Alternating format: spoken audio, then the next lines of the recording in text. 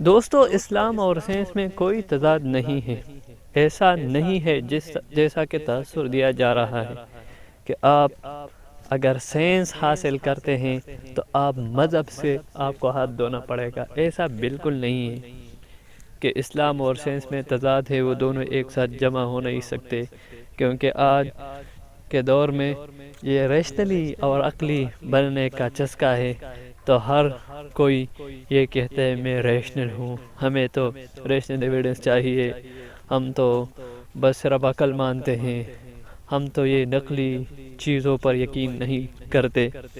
تو دوستو، ایسا نہیں ہے کہ اسلام اور سائنس میں تضاد، یہ آج کے یہ الحاد زدہ تحقیقات ہے اور الحاد سے تأثر کی تحقیقات ہے، اس لیے ایسا ایک فضا بنتا جا رہا ہے، لیکن حقیقت یہ نہیں ہے۔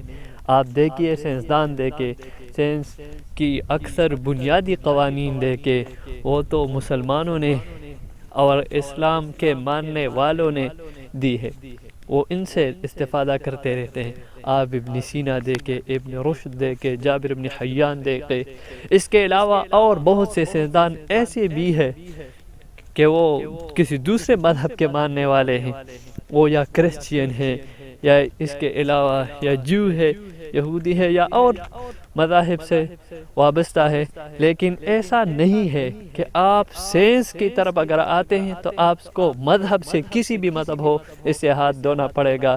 یہ ایک ڈھکوسلا ہے، یہ حقیقت کی بالکل خلاف ہے۔ اگر آپ کے ہسٹری پر آپ کی نظر ہو اور آپ لوگوں کی طبیعت کا اور لوگوں کی فطرتوں کا آپ کا تجربہ رکھتے ہیں، تو ایسا بالکل نہیں ہے۔ مذہب اور سائنس میں کوئی تضاد نہیں ہے۔ یہ بھی بات یاد رکھیے گا کہ اسلام بہت مضبوط عقلی بنیادوں کے ساتھ کھڑا ہے۔ ایسا نہیں ہے کہ اسلام عقلی طور پر کمزور ہے، یا اسلام عقل کے مخالف ہے، یا اسلام عقلی دلائل نہیں مانتے، بلکہ اسلام کی بنیادی ہی عقلی دلائل ہیں۔ شاید آپ کا اس پر مطالعہ نہ ہو، آپ نے کبھی اسلام کے اوپر عقلی دلائل سنے نہ ہو، کیونکہ عام لوگوں کے لیے، عام مولوی اور علماء یہ عقلی دلائل نہیں سناتے، کیونکہ وہ عام لوگ ہوتے ہیں، وہ تو فلسفیوں کا اور عقلی علوم کے ماہرین کا کام ہے۔